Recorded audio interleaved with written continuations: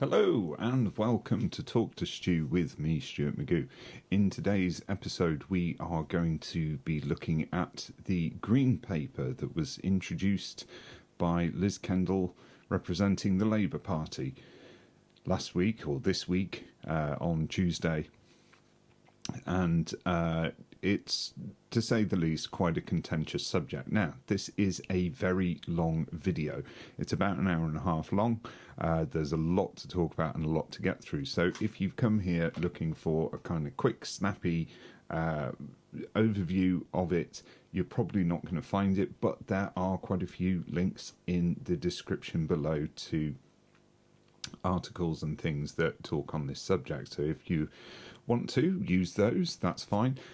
This is a deep dive analysis of it. I've had time to read through the Green Paper. It's quite a sizable text. I was starting to lose the will to live as I was going through it, and it's very challenging to read it. Now, a lot of what's being talked about in this video, if you are a disabled person that is in receipt of benefits, if you've got long-term health conditions, you're going to find this possibly triggering. It might anger you. There are points in this where I mention difficult subjects such as severe depression, suicide, things like that, and there's no wrapping it up really. It's not an easy watch. Nonetheless, hopefully there is a lot of important information in this video. But what I would say is if you are in a position where your mental health is poor, you're feeling depressed or scared or anxious, please don't watch it. This video is not designed to fearmonger or cause stress. As I keep pointing out throughout the video, we are talking about proposals. They haven't come into effect yet. They may not for some time, and these things can still be challenged and may not come into effect in the way that they are. But nonetheless, talking about it, one does get a little bit angry and emphatic about things. So please do bear that in mind if you do choose to watch it, and make sure that you're in a safe space. Like I say, it's an hour and a half long. You might want to skip through certain elements, even this bit. So yeah, do look after yourselves before diving into this weighty subject. It is not much fun for anybody. That said, hopefully you will find it important and useful. Remember, these things contained within this is a lot of my opinion based on my experience as both a benefits advisor and welfare officer for the past 15 years. I've worked with hundreds of different people over the years, thousands even, and seen all sorts of things going on, and I've worked in a lot of different contexts. So I'm bringing a lot of that to it, but it is kind of personal in a lot of respects. Other organisations may have different opinions, and equally there are different political opinions as well on this whole thing.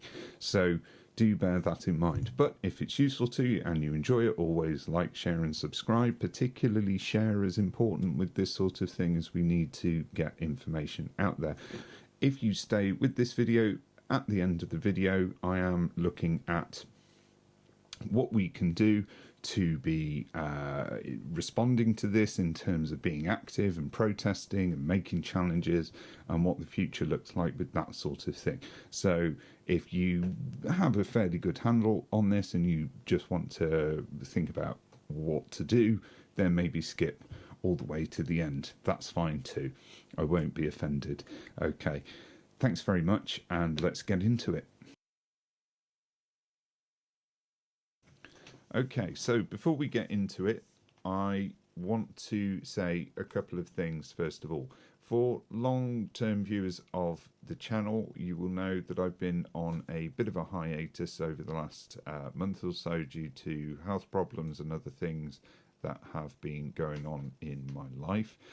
And it's been quite a difficult period for me. So a lot of people have posted questions online, which ordinarily I do answer those questions as quickly as I possibly can. This channel is called Talk to Stu for a reason.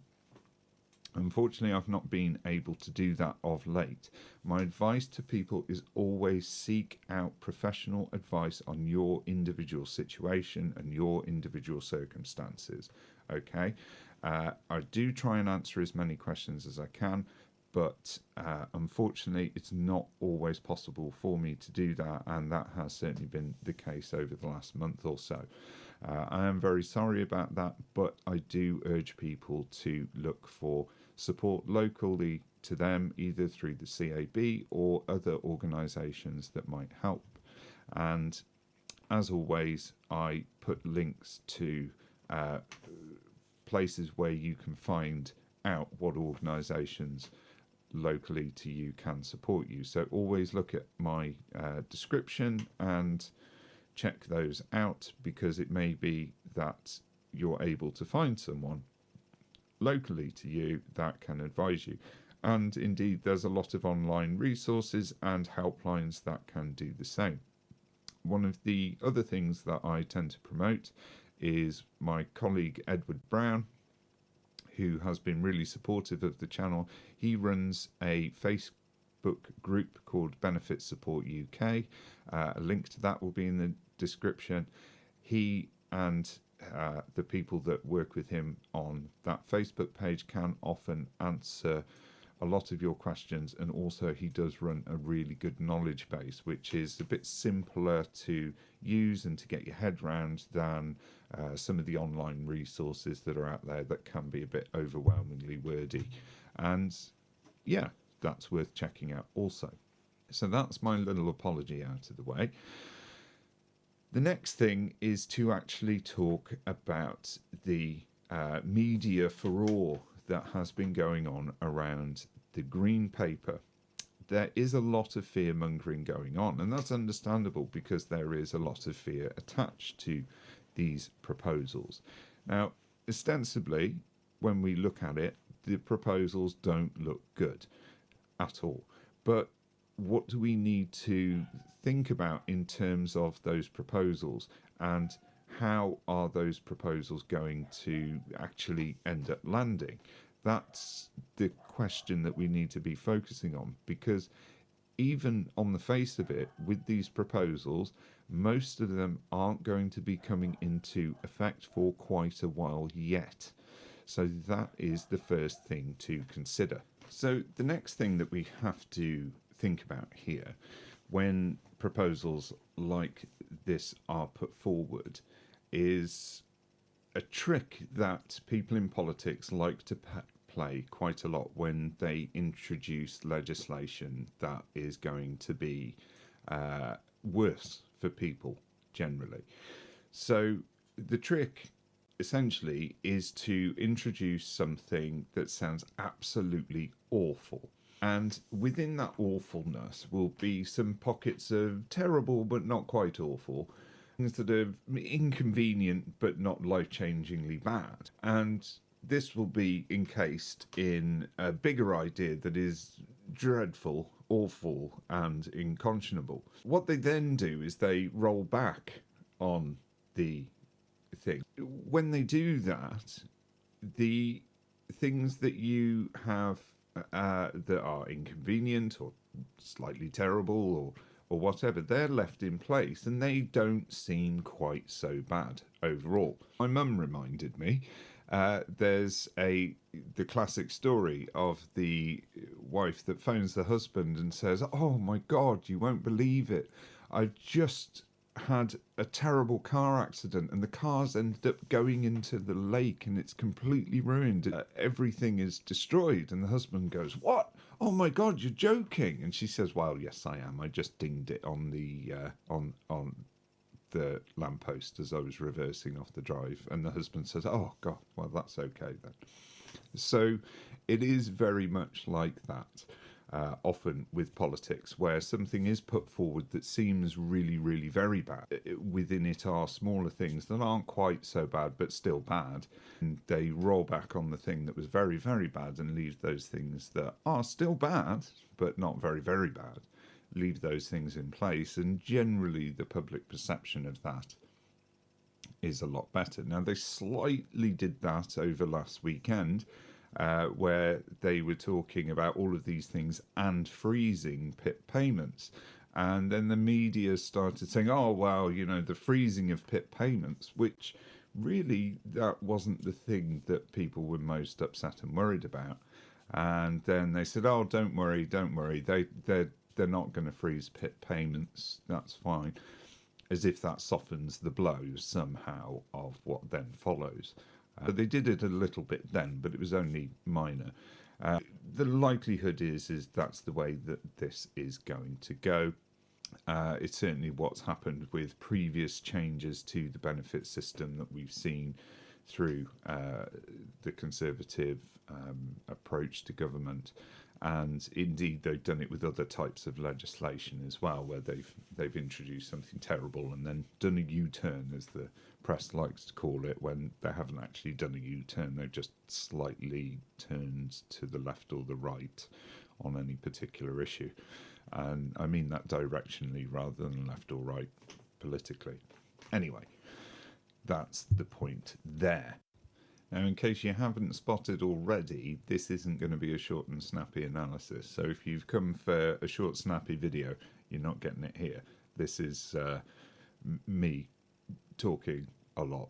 Another important thing to consider with these proposed changes to benefits is that people have tried this sort of thing before and they've not been successful with it. Certainly the Conservatives did something similar in 2017, where they were trying to change certain elements of PIP eligibility, and they weren't successful with that then.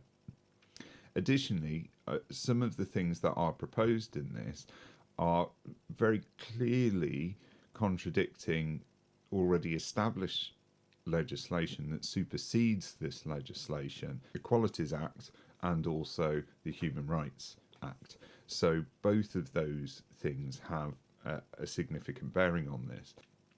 It is unlikely that this is going to go through without there being legal challenges to this, and I am fairly certain that organisations like Disabled People Against Cuts and similar are looking at doing that.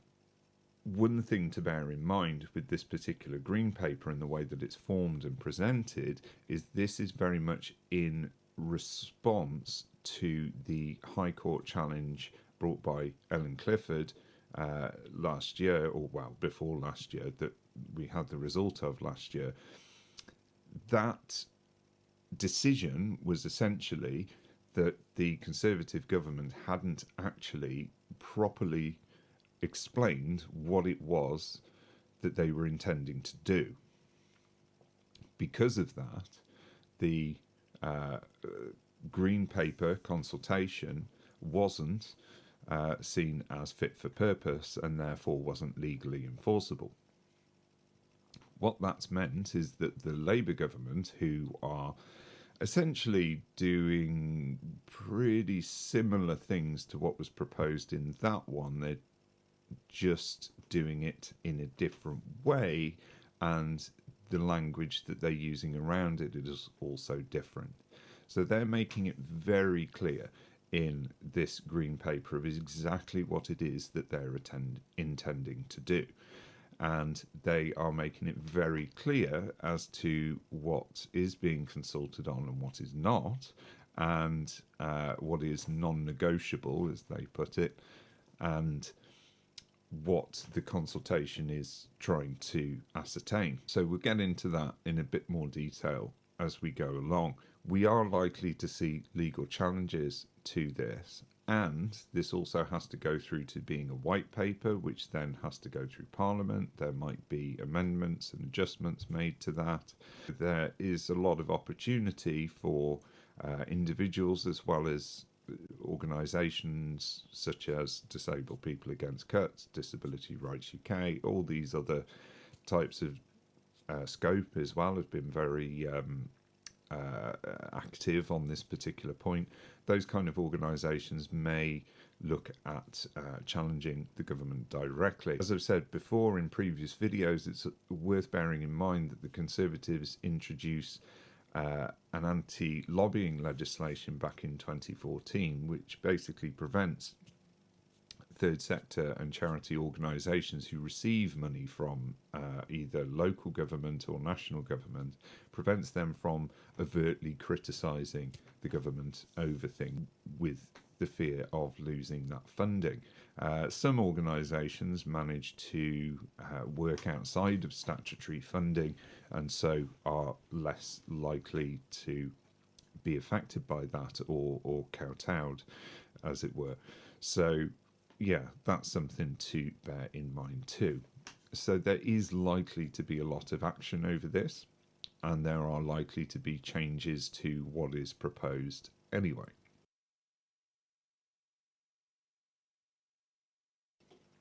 Okay, so let's start having a look at the green paper and the idea behind it. First of all, one of the big problems with this green paper is it is coming from a conceptual point of view. It is an ideological point of view that's coming across. Sort of structures underneath that ideological point of view have been called into question a lot over the last, well, forever really, but certainly in this specific case, over the last sort of 6 to 9 months, certainly since the autumn statement that Rachel Reeves came out with, conversations that Liz Kendall was having at the time, and the Get Britain Working Again white paper that was introduced at that time, which by comparison to this seems fairly almost positive, really. So there are figures that are being used and bandied around about how many people say that they, who are disabled, say that they want to get back into work. And those figures are contentious, to say the least, because they have been extracted from certain surveys and things like that, and kind of calculated and interpreted in maybe a slightly different way to what they were originally presented. Certainly a number of disability rights organisations have looked over those figures and said, well, we don't get the same conclusions from that as you do. So that in itself is a bit of a query. I have covered stuff previously on those things, so have a look back over previous videos if you want to on that one. It is a bit odd that they're doing that in some respects, but it just then kind of adds to that idea that it is ideologically driven rather than based on actuality, on reality, on facts. And indeed, most of us as disabled people would rather be able to work, but the way in which we would be able to work that we would prefer is that we not be disabled. But as we have got long-term health conditions, that limits very strongly the amount of work that we can do. For a significantly large number of people, that does mean that they cannot work at all. Now, the Labour government are saying in this green paper that for the people who absolutely definitely cannot work, they will be supporting them still. They will make sure that they don't have to go through difficult reassessments and all of those kind of things, and that pressure won't be put on them that's put on them at the moment, which seems fine.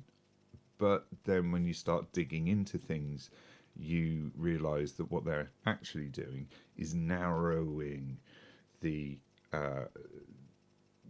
definition of the person that constitutes someone who is not able to work. Let's have a little look at what they're saying in the green paper regarding the current state of the benefit system, because what they're doing here is they're setting out how they view it and or interpret it, which may be different to how other people interpret it. And they're saying in the green paper, the challenge, a broken benefit system that's letting people down. Well, that's fine. We all agree with that. That seems true. We will fix the broken incapacity and disability benefit system. It's driving up economic activity and driving down opportunity. So straight away, we have a problem, which is this word, economic inactivity. So I've said this in previous videos before, there is no such thing as economic inactivity. Okay, every single person in the UK is economically active simply by spending money. Every single one of us, pretty much everything that we buy has 20% VAT added to it. Some other things that we might purchase as well, such as car tax, petrol, diesel, cigarettes, alcohol, those kind of things also have tax attached to them.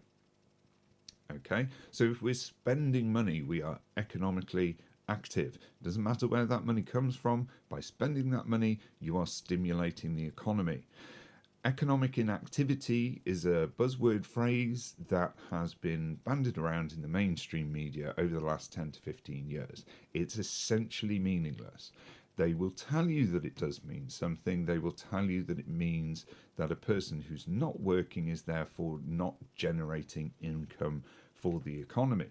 And this isn't really true, again, because what we're looking at is a certain way of viewing economics, which is not necessarily the correct way. It's just the preferred way of the government. If you speak to economists who aren't, well, not that you'd speak to, but if you listen to or read economists who aren't part of the, let's say, Westminster bubble, then they will paint a very different picture and say, well, actually, economically speaking, that's not really how things work. And yes, talking in terms of economic inactivity is to kind of create a view of something that isn't true, but based on a system that you want to be true. And that system generally revolves around the sort of focus of OECD countries to class their economic success based on gross domestic product, GDP. So that is something that a lot of economists across the world, as well as politicians, thinkers, and so on and so forth, have said, you know, that's not how you judge whether, firstly, your economy is successful, or secondly, whether your country is a successful country. So that whole thing straight away causes a bit of a problem. Driving down opportunity.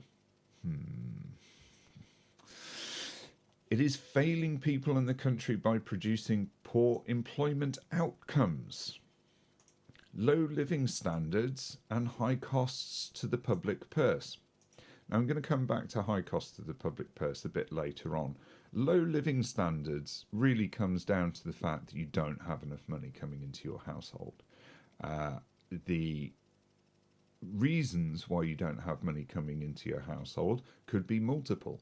And if you are too unwell to be able to work, if you're not fit to work, then should you be penalised and living hand to mouth and having low living standards? But this is what they're saying. They're saying that the low living standards is something that they're concerned about, that they want to challenge. And that's a questionable thing, being as they've kept the 2-child benefit cap and taken away the winter fuel allowance for pensioners. Surely these things affect living standards. Pensioners were working. They put a lot of money into the country. They created a lot of production for the country. They helped the GDP. Most pensioners lived during the boom period, post-war period. And okay, yeah, maybe boomers are seen as having, you know, more advantages by living in that period, financially speaking, than we do living in this period. But nonetheless, they worked bloody hard.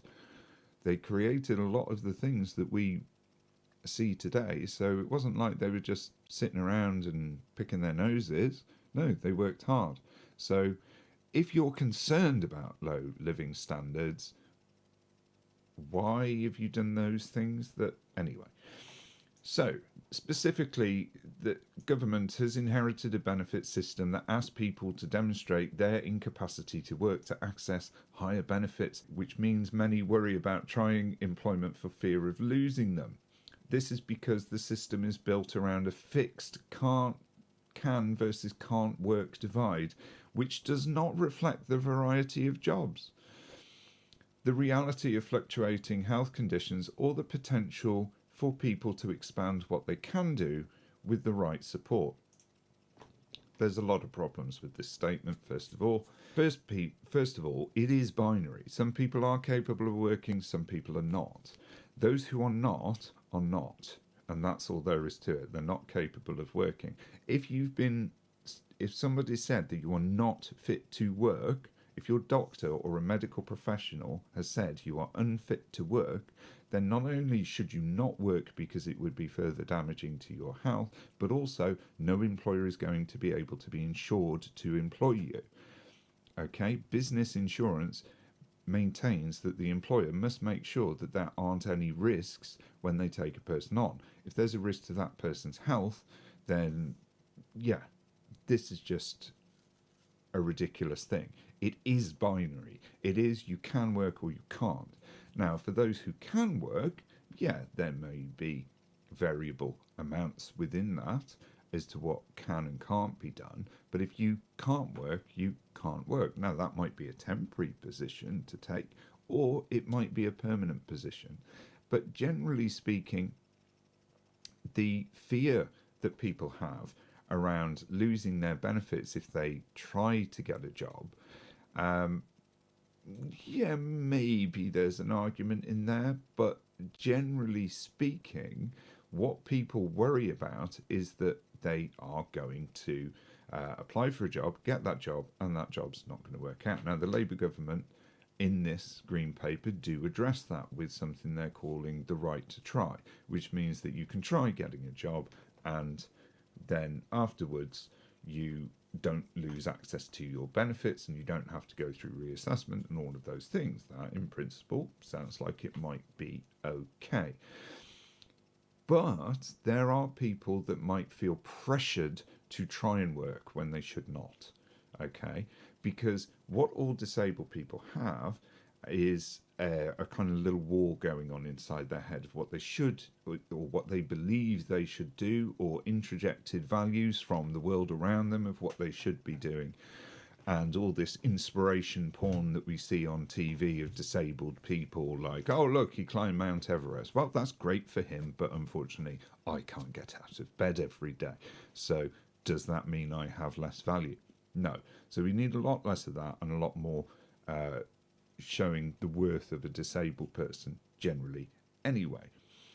But people will feel that they're under pressure to do something that actually they shouldn't be doing at all. And in fact, most carers of people who are disabled have a bit of a battle going on to get people to stop doing things that they shouldn't really be doing. And indeed, how many children of elderly parents are saying, Dad, come down from that ladder? You know, it's a prevalent thing. Also, they're saying with the right support on that. Well, yes, absolutely. If people are moving into work, they need the right support. But part of that is getting the job in the first place, which is not so easy due to multiple factors, including what I mentioned about insurance earlier. So moving on to the next bit, directs people with a work-limiting health condition or disability to a long queue for an outdated assessment. Once judged as not able to work, most are abandoned, apparently, with no contact, no expectations and no support to help move closer to work. This drives them further away from the labour market. One might argue, particularly, and this is really important, so when ESA was introduced, many people were found as being fit to work by that who weren't fit to work at all. So there was a lot of legal action over this because those people were being forced to do things that they were not able to do and being sanctioned and having their money taken away from them because they weren't able to do those things. And that would lead to them starving, committing suicide, and all of these things. So they brought in a rule that said that if there was a substantial risk to the person's health or anyone else's health by that person being forced to work, then they should go into the support group. Okay, the purpose of that is that they are not pressured and they do not have people breathing down their neck saying, you need to get a job, you need to do some work, you can't carry on as you are. These people are not abandoned, they are left alone. Okay, that is important. It's not abandonment to have a person who says, I am not able to work, whose doctor says they are not able to work. It would be damaging to their health for them to work. Okay, so just the wording around this, it's making an assumption about something that, to be honest, is an assumption and isn't supported by the data that they choose to use in this. Most people don't want contact from the DWP having a go at them, making them feel stressed. Most people find that any contact is very stressful. Fails to intervene early to prevent people from losing touch with the labour market and misses opportunities to support a return to work. That's just not true. Okay. Most people are, I've had to support hundreds of people with appeals when they've been put into the limited capability for work group or previously the work related activity group. Have to support them to be put in the right group, which is the support group or the limited capability for work related activity. Generally speaking, right from the start, people have been treated as if they are fit to work when they're not.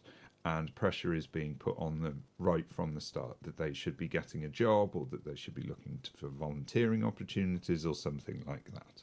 So to say that there's no early intervention at that point is just false.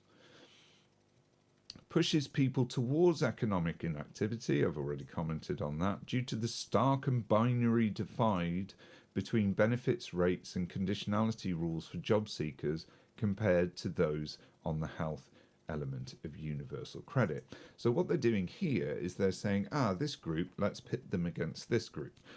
And talking about there being a stark and binary divide as if they're... It is binary. That's just the way it is. Pretending that it's not and actually it's more fluid than that. That's our modern world is more fluid. No, it's not. You can either work or you can't.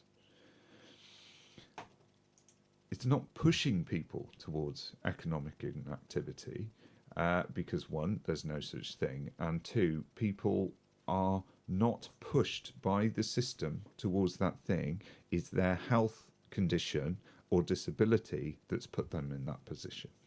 Okay, so it generates poor experiences and low trust among many people who use the lengthy and outdated assessment processes that can be hard for people to navigate with delays and too many disputed decisions. Well, it's true. We don't want delays and we don't want to have to dispute every bloody decision because they're all made to make our lives worse and harder. If they push forward with what's proposed, which I'll come to shortly, there's going to be a lot more of that. There is going to be a huge amount of disputing decisions if some of these things come into play.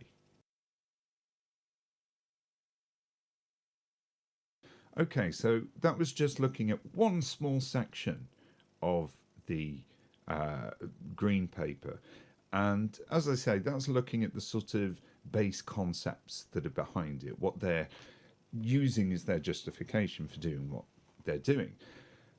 I would say that most people that have been calling for changes to the benefit system have been calling for things to view people with disabilities in a completely different way.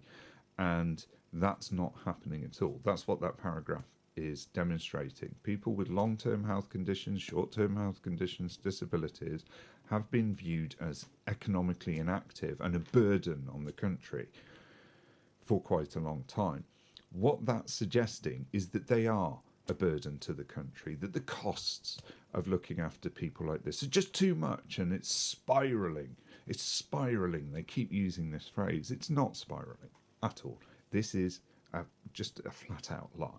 Things are moving forward as populations grow and as things become problematic, but where there are increases that shouldn't exist, they're down to things like the health service not working properly, and general stress being caused by the cost of living crisis, by all sorts of things that have been going on. Now, the Labour government do talk later on in the paper about how they're going to improve the health system over the next 10 years, which is a fairly long period of time to do that, and they keep sort of being very vague about what exactly it is that they're intending to do. We know that they've got rid of NHS England and they're going to bring it back into government, which we're told is to make things more democratic in the way that it's decided, but also has the fringe benefit of making it easier to sell off large chunks of the NHS to private healthcare providers. Indeed, Wes Streeting's election campaign and many other people in the Labour Party have been funded by private healthcare providers. So I'm sure that they will want to see some return on their investment.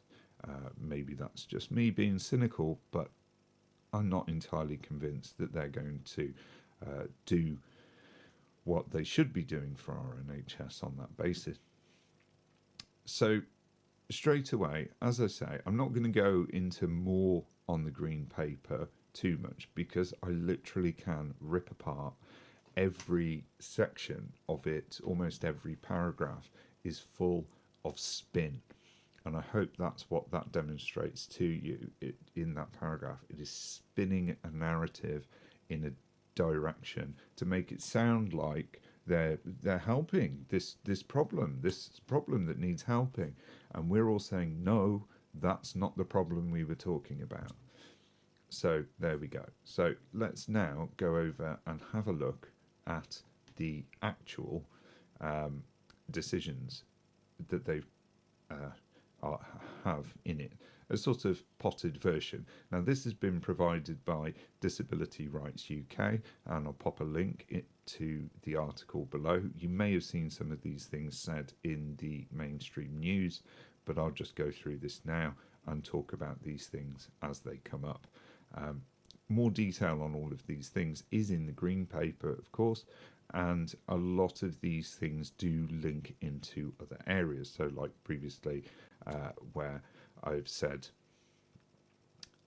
the health system needs to be improved, they do recognise that and make comments about that. So they're not, to be fair, if I can be fair to them on this, and I'm not sure that I can, but to it's not that those things aren't covered.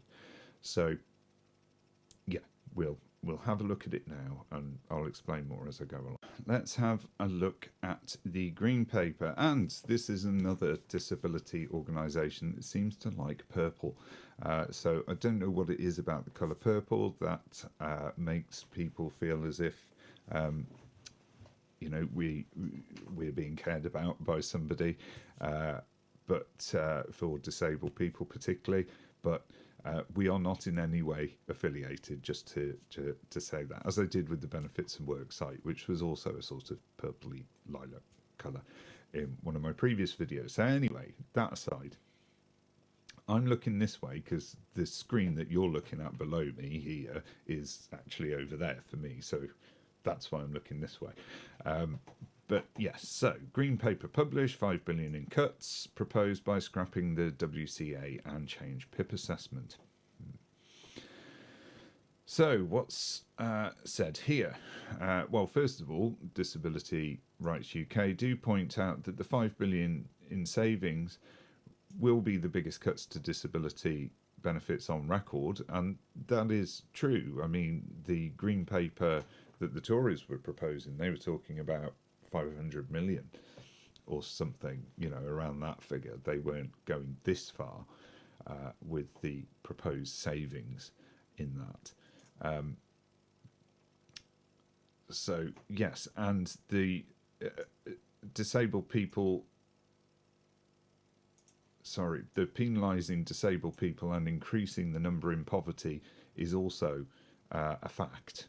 That's what it will do. If this is put into effect in the way that it's put forward now, it will penalise disabled people and it will push people into poverty. More on the numbers of people shortly. So the work capability assessment. This is the thing that a lot of us will be affected by. I'm not affected by it personally, as I don't receive universal credit, and I've not been on ESA either. So I do myself work. I mean, this is work for one, and I do other bits and bobs that I can, but it is part-time. It's not, I don't do a lot of work. So yes, so the work capability assessment will be scrapped in 2028. Okay, so nothing's happening just yet. Okay, so we're looking at 2028 before the WCA is removed. This will end the state categorising people into binary groups and labelling them as either can or can't work, which isn't the state doing that, as I've said. It's the fact that they can or they can't.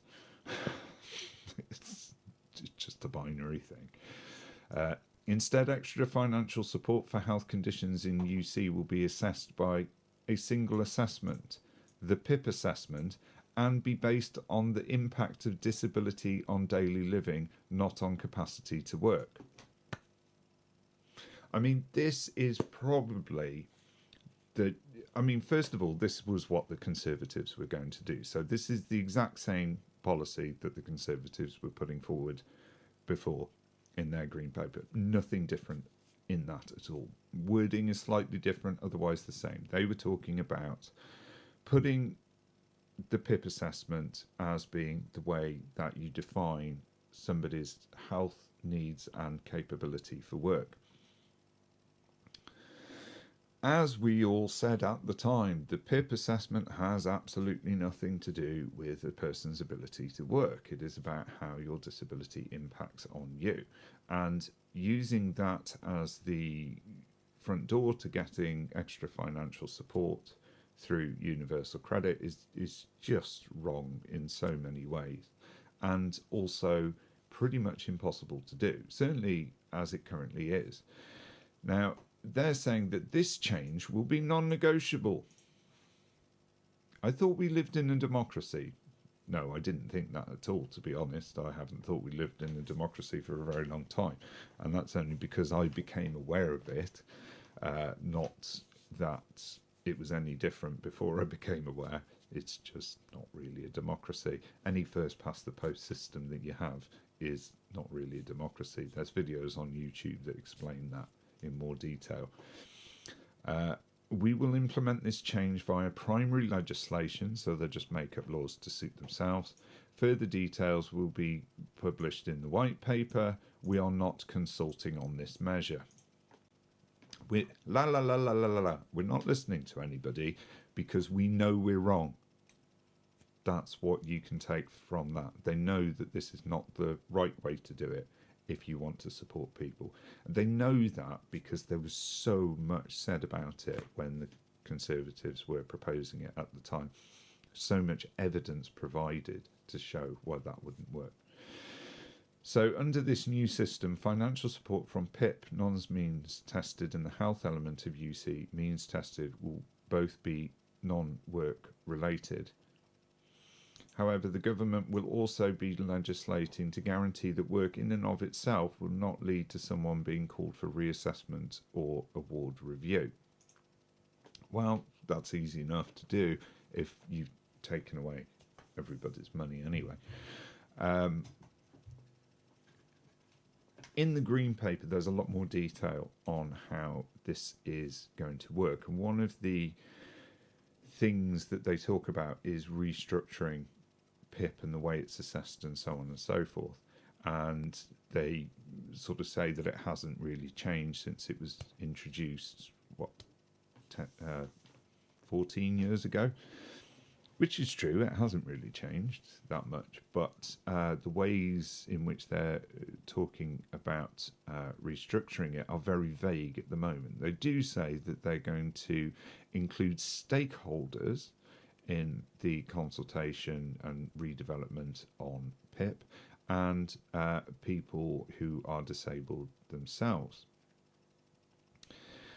The concern there is the word stakeholders. Who holds a stake in this happening? Most disability organisations, I think, if they were involved in it, would be going a completely different way and saying, this isn't going to work. You can't do it this way. Why are we even assessing whether a person is fit to work or not? That assessment has already happened by the medical professional. The medical professional that says you're not fit to work has assessed you as not being fit to work.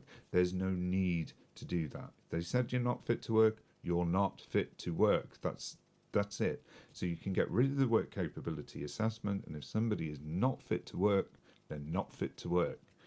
You don't need to assess them there. You don't need to assess it through PIP either. There's no need for that. Okay? That's not the front door and shouldn't be, particularly bearing in mind what they're intending to do with PIP. Universal credit. The health element top-up will be denied to under 22s to prevent a direct path from education to benefits. I mean, if that is not a massive piece of evil, I do not know what is.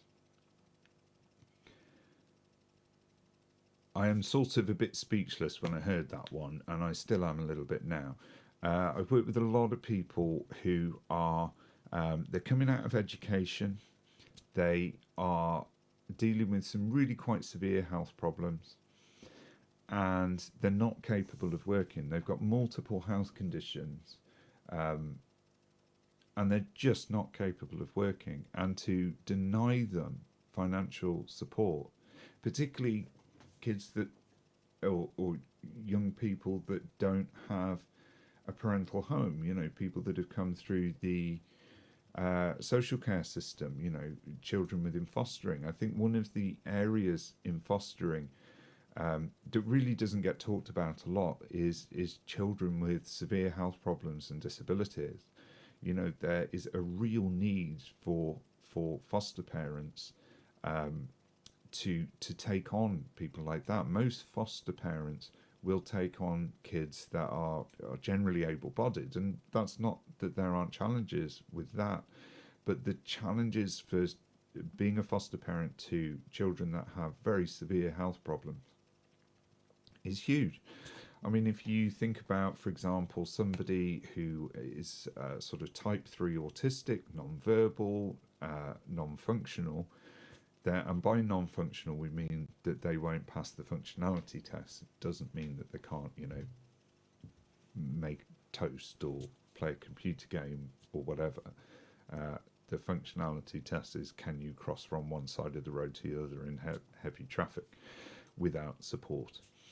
So with that in mind, they're going to be taking these people who will never be able to work, and they're going to be preventing them from having any money. So they could leave school at 16, because maybe even sooner, because they're not going to be able to do GCSEs.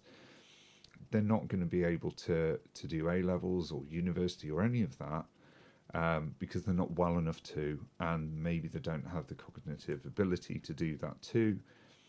And that's it. They don't get any financial support from universal credit under the health element. So they'll just get the basic element, and that'll be it.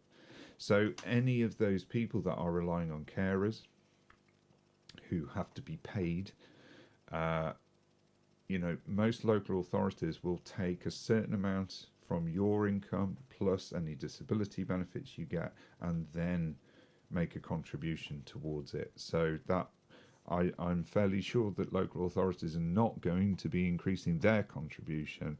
What they're going to do is they are going to just cut what you receive, bottom line. The top-up will also be cut for new claimants from £97 to £50 per week by 26-27. A cut of more than £2,000 a year and frozen for existing ones. So freezing things is a nasty way of it's all nasty really, but is a nasty way of cutting things because obviously things increase with inflation. We're just seeing at the moment that inflation's back up to 3%. It may go up even higher with what's going on in America at the moment. We're seeing reports that with the political upheaval that's going on over there, that we might see America in recession, and that's going to affect interest rates and inflation. So yeah, if inflation jumps up as far as it did, then that's going to impoverish people fairly quickly. And these definitive amounts equally, that's a reduction of almost 50% for people that are in receipt of the support, the support group under ESA, which under Universal Credit, which everyone is being forced to move over to eventually. They can see that fall by 50%, which is great news for people who have to top up their rent because the local housing allowance doesn't cover the cost of their rent.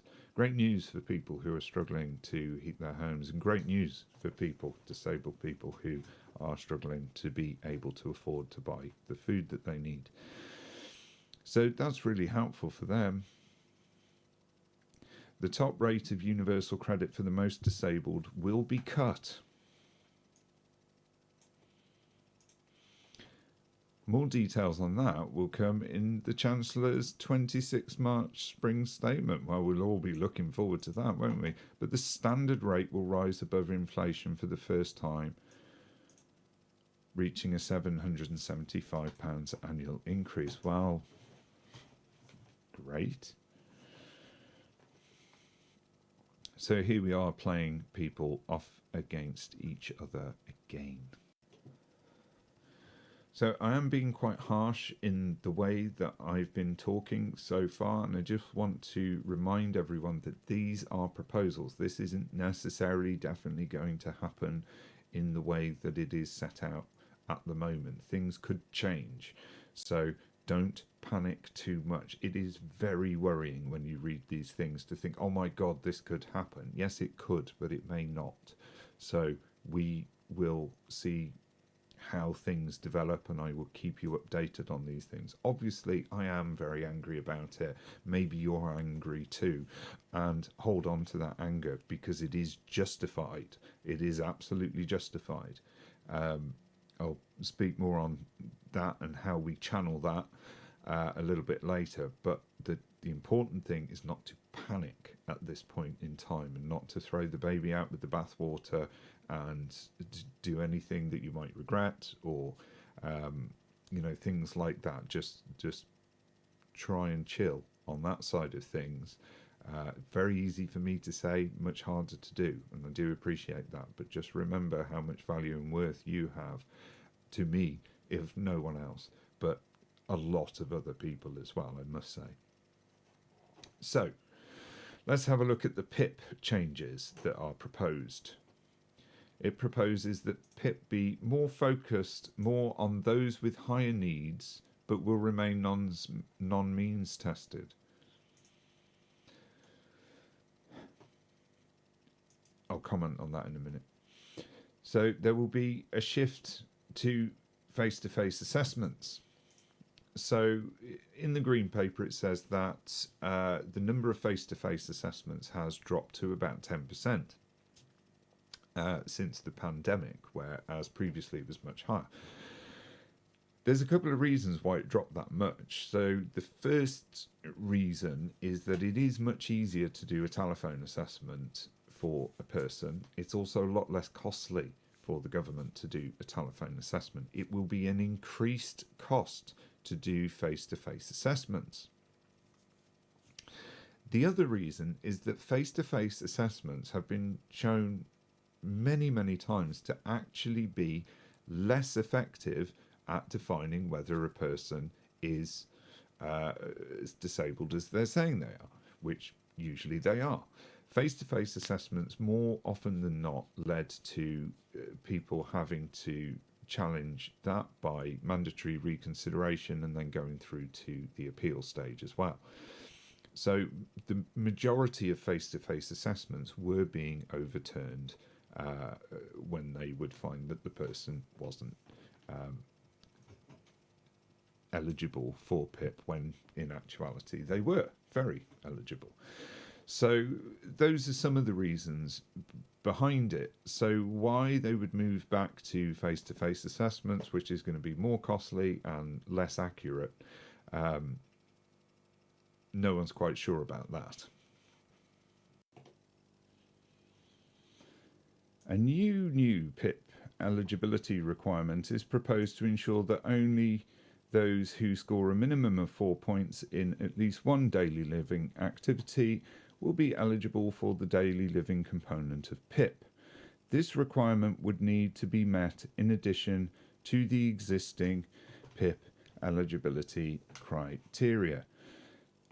Now, this is the thing that everyone is furious about most of all. I mean, denying universal credit health element to people under 22 is pretty abhorrent.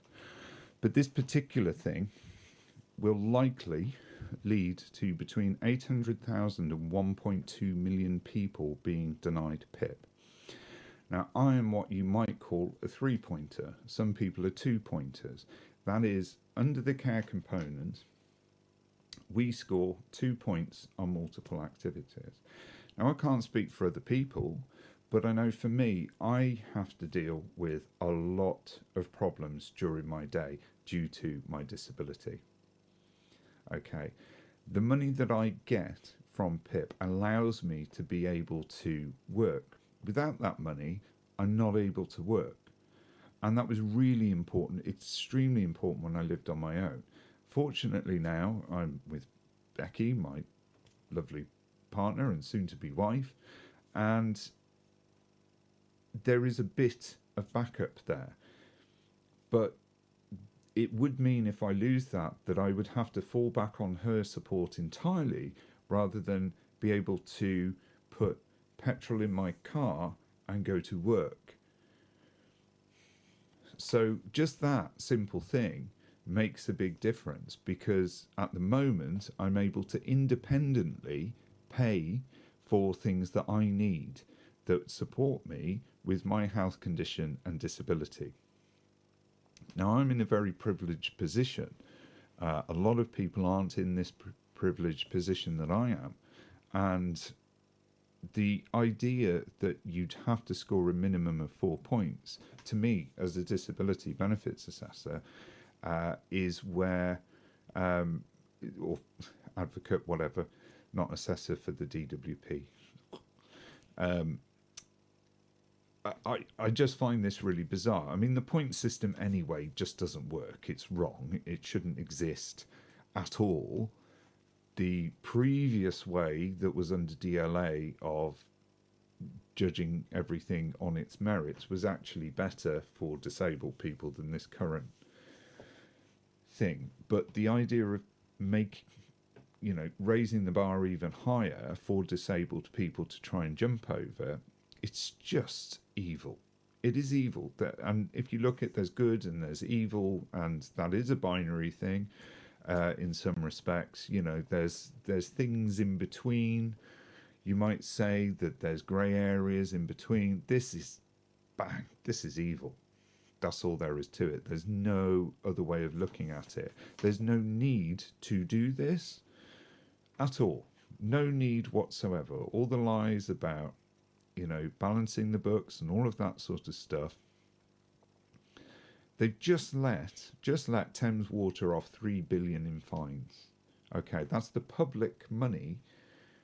This is Thames Water who've been pouring sewage into the lakes, burst water pipes everywhere, not maintaining stuff, all of that.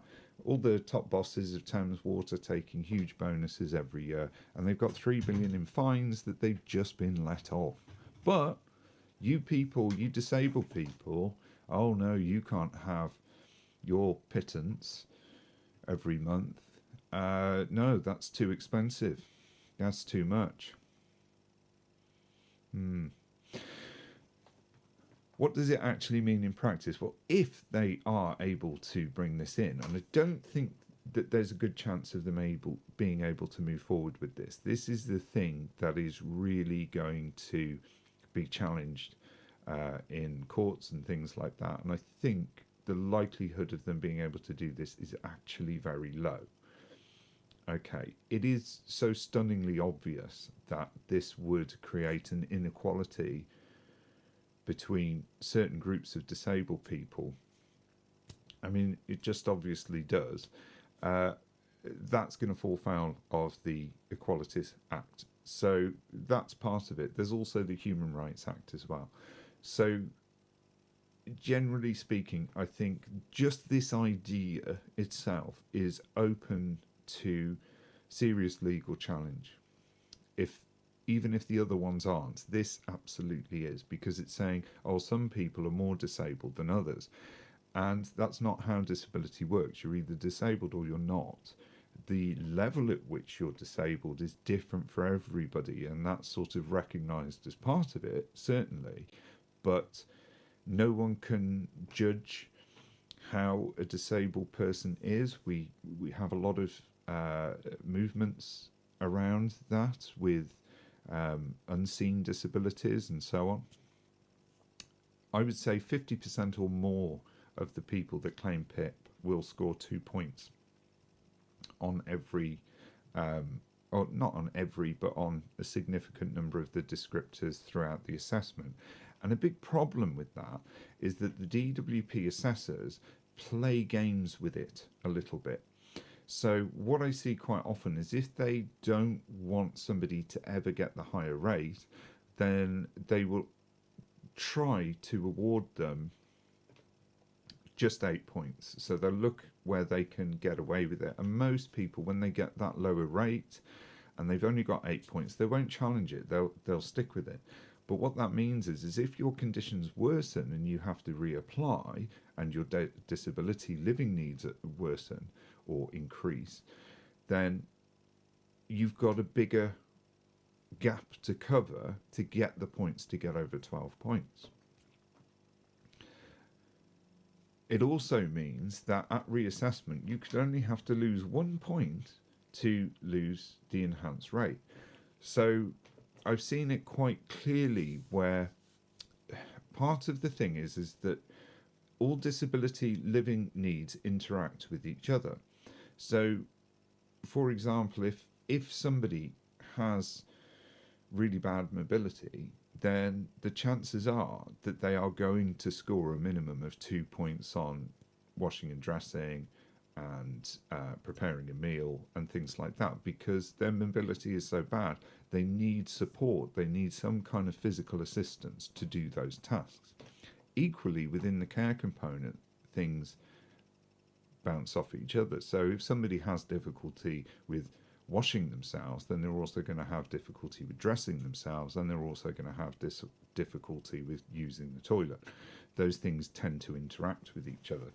Again, the same with communication difficulties. So if somebody has communication difficulties with reading, then it's quite likely that they might also have that with speech and so on. So these things tend to interact with each other. So you can spot when they're playing the game, as it were, because you'll see that somebody, you will have worked with somebody filling in the form, and you know that they've got a health problem that affects all of these things, and yet they're only awarded points on one of those things, where it would be inconceivable for the other thing to not also have points on it as well. Of course, the system is so stressful that people don't want to challenge it. They're just happy that they got the award at all. So this is why I think most people that know how PIP works are looking at this and saying, well, first of all, you've denied people points, or the DWP has denied people points where they should have given them more points in the first place anyway. But on top of that, the way it's set up is that nobody can score, or not nobody, but very few people score more than 2 points if they manage their disability care needs themselves. So 4 points is basically if another person has to do something with you. So that might be washing your upper body. So if you've got no arms, or not able to do that because something's preventing you from using your arms or your hands, or you don't have the cognitive ability to do that yourself, and then somebody has to wash you, then that's 4 points. But if you get yourself in and out of the bath or shower, even if you are having to use a wheelchair to get in there and a hoist that you use yourself, or bars or rails to get yourself in there and then wash yourself, you do that yourself, that's 2 points. Doesn't matter what you're suffering with, doesn't matter how bad your cancer is, doesn't matter what level of pain you're in while you're doing that, that doesn't matter, you just get 2 points. So this particular bit is the bit that everyone's upset about. And as I say, it's also their weakest area on this, is in my view. I might be wrong about that, but I don't think I am. I think this is, legally speaking, the thing that can be challenged most easily, legally. So some people do get 3 points on things, I will say that, but there's not many that award 3 points. This change will be introduced through primary legislation. It will apply to new claims, and for existing people who claim, future eligibility will be decided at their next award review. So if, like me, you're not having a review until 2029, then that's when they will look at it again. Anybody who applies for the first time, this isn't in effect at the moment, I might have to say. It will apply to them straight off the bat. So what that is going to lead to is that people are going to potentially try to get those 4 points where they might not before. And so that will be, as I mentioned earlier, an increase in the number of decisions that are being challenged. Okay. As I say, if you go through mandatory reconsideration and you are awarded the standard rate, if I've worked with people and I thought, well, actually, you should be on the higher rate, your needs are greater, you should have scored 12 or 14 points in the 2-point format, I might look at that and say, you know, well, I think you could go for the higher rate, and they'll say, no, I don't want to bother, I'll just stay there. So they'll kind of give up at that point. So I think what we'll see as a result of this is actually an increased cost on the courts and tribunal service, because more people will be challenging those decisions. I know I certainly will if mine gets taken away. And this moving of goalposts is just going to absolutely impoverish people and cause unnecessary poverty. What I will say with this is it doesn't apply to the mobility component, so that hasn't been mentioned in this.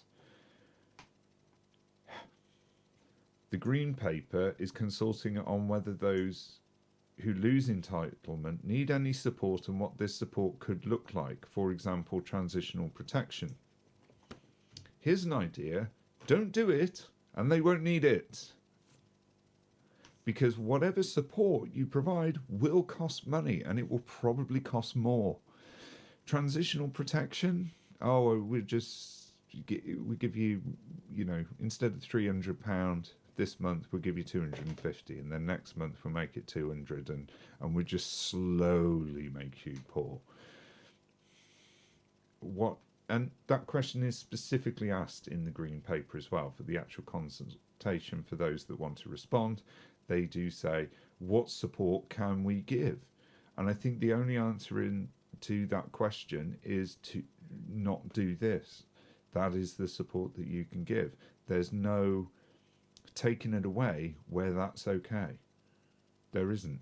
Even if you have one or two people that are somehow earning 100,000 a year because they're disabled and a doctor, and they lose that care component element of it, but they're still able to manage on carrying on working, the ethical principle that these extra costs should be met by the government is there.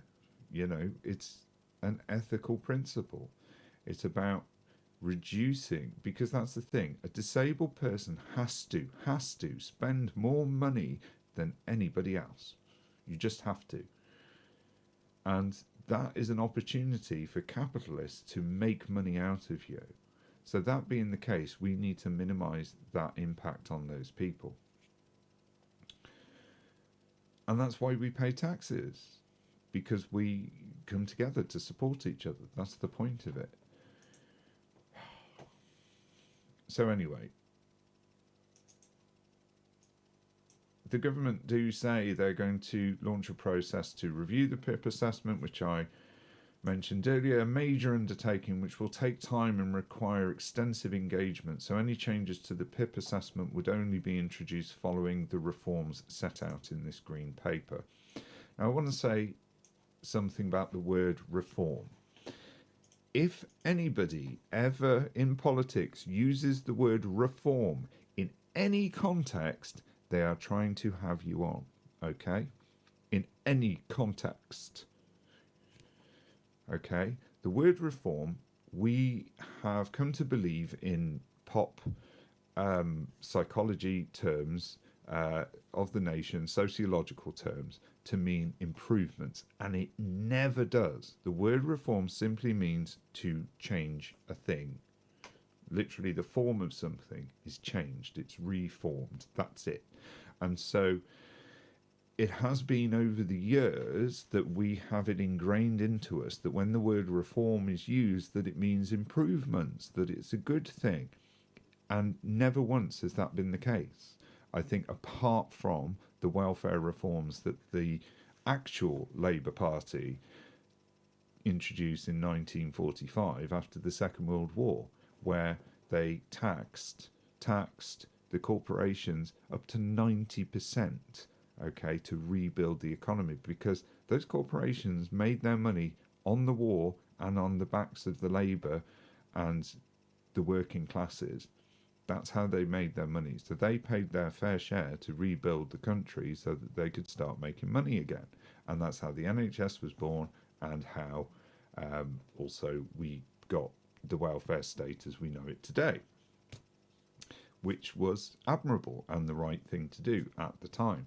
But these reforms are not that. And it's been since the actual Labour Party did that in that post-war period that it's been ingrained into us that the word reform means improvement.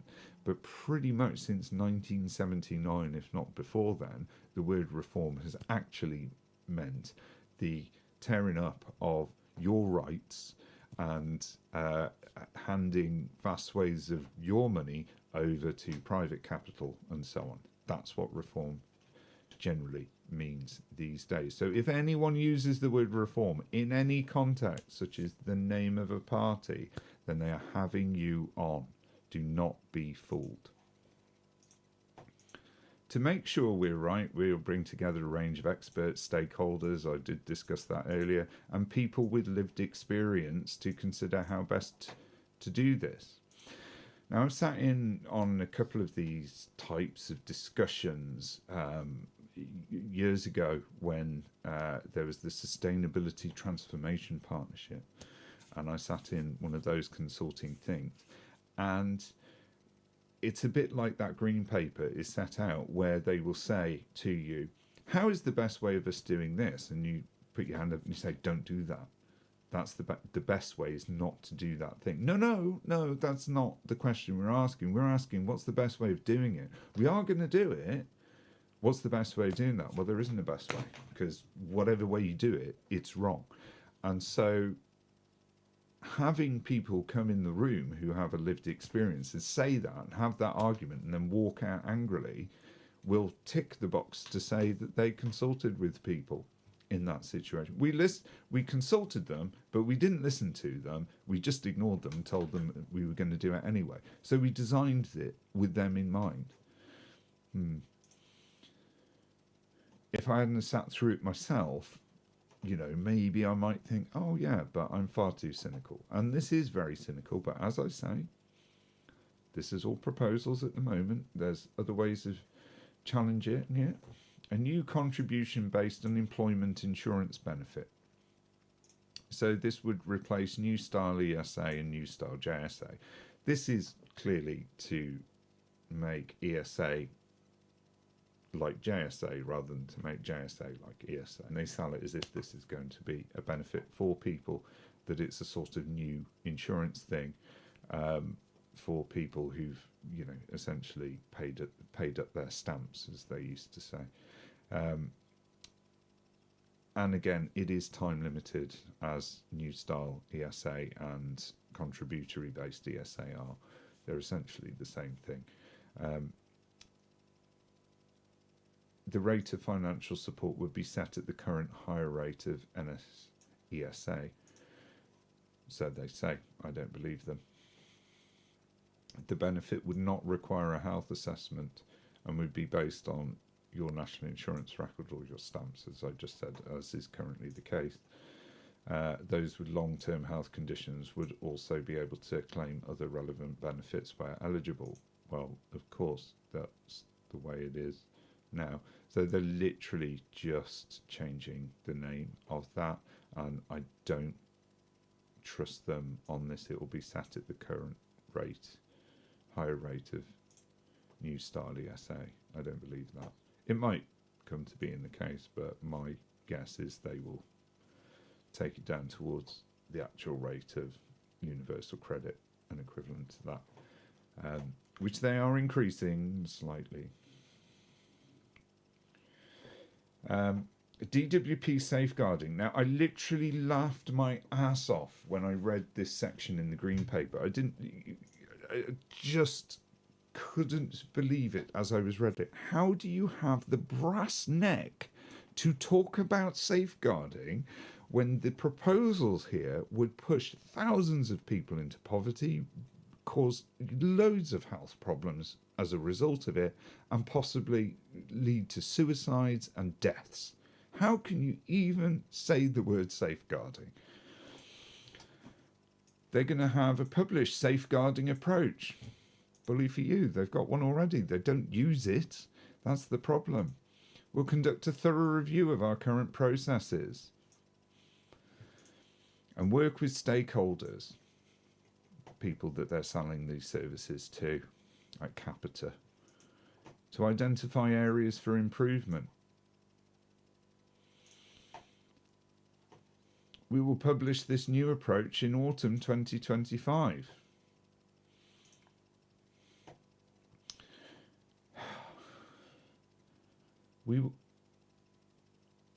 This will cover what the public can expect from our staff and how the department works and interacts with local authorities, safeguarding agencies and the health service and other professionals. Now, I've sat on some safeguarding boards with the NHS and with the local authority, some multidisciplinary team meetings, as they tend to be called, safeguarding MDT. And yeah, basically it is always a game of, we're not doing that, you do it. So that tends to be what happens. And what usually ends up happening is both the NHS and the local authority and the DWP, if they're ever involved, and they rarely are, all try and push the responsibility off to whatever third sector charitable organisations involved, because it means that they have to spend money to safeguard somebody. And they don't like doing that. They've got budgets to keep. Now, that's not to say that individual people in that don't care. They absolutely do. There are many decent people working in the NHS and social services. It is the management bureaucracy structures that prevent it. So it's all very well them talking about this, but unless those local authority, and bearing in mind every local authority has a different approach to these things, similar, but has differences. Again, the same for NHS Trust. So they have different approaches. What I tended to find with recently going to multidisciplinary team meetings, MDTs, on safeguarding issues is the NHS often just doesn't even turn up. Whoever you're expecting from the GP, surgery, or whatever specialist or whatever, they don't turn up. And you have to battle to get them there. Disability Rights UK say they will be publishing further information and views on the Green Paper's proposed reforms and how they can be opposed in the coming days. So do follow them. Liz Kendall's oral statement to Parliament is there, and there you have the link to the Green Paper itself. So let's finish off now by looking at what Mikey Erhardt has to say on this. The minister stood up today and made clear that after months of rumours, media speculation and spin, these reforms are not about supporting disabled people into work, but making brutal and reckless cuts of $5 billion. That is up from $3 billion just a few weeks ago. The rise in claims is driven by the increase in retirement age, record NHS waiting lists, inadequate education and mental health support for young people and young disabled people, and a complete failure to tackle the disability, employment and pay gaps. Yet the government has decided to create a rhetorical smokescreen around the depth of cuts it is going to make. The government intends to bar young disabled people from receiving the Universal Credit Health component until they are 22. That is alongside their promise to significantly increase assessments at scale without making the assessment process safer for those going through the system right now. These measures mark dangerous cuts for all disabled people. Furthermore, altering the PIP award criteria will make it harder for those who need support to qualify. The minister's assertion that thousands more face-to-face assessments will be more accurate is laughable. We know that in-person assessment causes more stress and worry and often leads to inaccurate findings from assessors. Let's be clear. There is nothing ambitious about cutting support from those who need it, and that's what today's announcements were really about. Rising claims for personal independence payment reflect not a problem with disabled people, but rather reflect successive governments' failure to do even the bare minimum to create a more equitable society. So I couldn't agree more with Mike Erhardt there. Dude's a bit of a legend. He doesn't hold back in what he thinks, and I like people like that when it comes to standing up for disabled people. They're the kind of cool type of disabled person. Not that there aren't any cool types of disabled people. Most disabled people are cool. I met a lot of them the other day. Went up to Nadex, and I'll be doing a video on that in due course. That's a sort of disability convention type thing up in Birmingham. Sorry, I'm just realising my hair's a mess, but who cares? So, as I say, final time, I'm going to say this. These are proposals. This isn't going to happen for a while yet, first of all, so don't panic. You are not going to lose any money this week or next week or in the next few months or anything like that. Things are going to carry on as normal for the time being.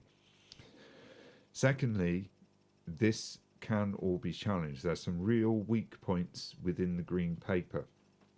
Even if those things do end up becoming a white paper, that white paper still has to go through the House of Commons, get assent, be read by the Lords, sent back to the House of Commons, back to the Lords again, and then it gets assent. Sometimes it doesn't go through Lords twice, only the once, but whichever way, there's probably going to be adjustments. And for the worst parts of this, which are just ridiculous, then those things can be challenged. And as I've said at the start of this very long episode on the benefit cuts, as I said at the very start, often governments will introduce terrible legislation and then roll it back to being bad instead of terrible, so that we don't feel as angry about the not so bad elements of it. Unfortunately, that's, you know, generally what these governments do. So in some ways I'm hoping that's the case, but in another way I'm kind of hoping that we have a revolution. I would like to see a lot more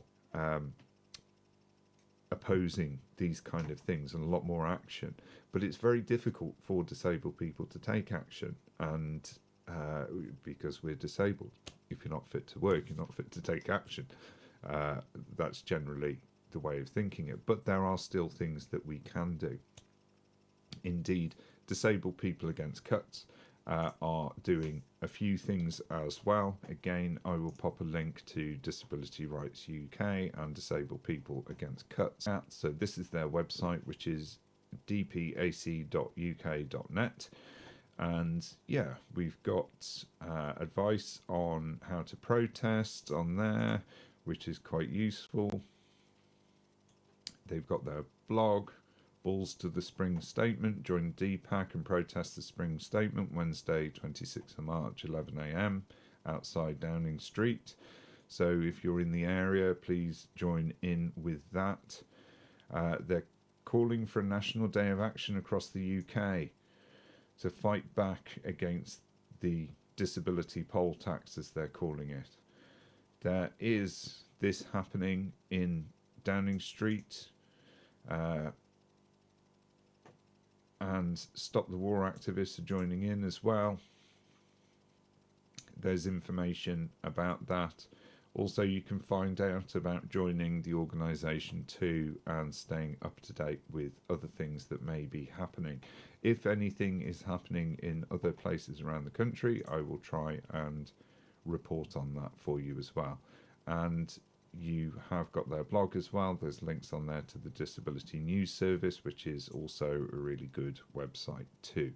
So do have a look at these things. They are kind of all linked together. And so here is the Disability News Service page, which is also very good. So do have a look at them as well.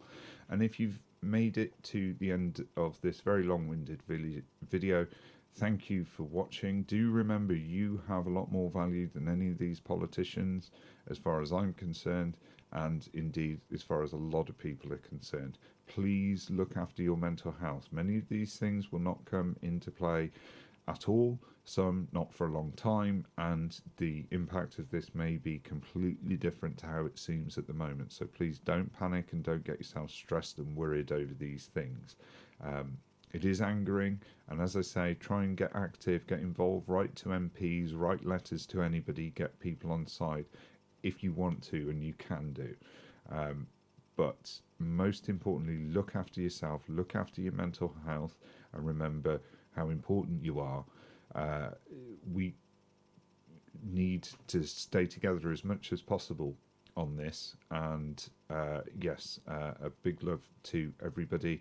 And of course, if you've watched this and you the first time you've come here and you enjoyed this video or you found it helpful, please like, share and subscribe. And yeah, I will look forward to seeing you in the very near future for more video updates. Take care. Bye bye.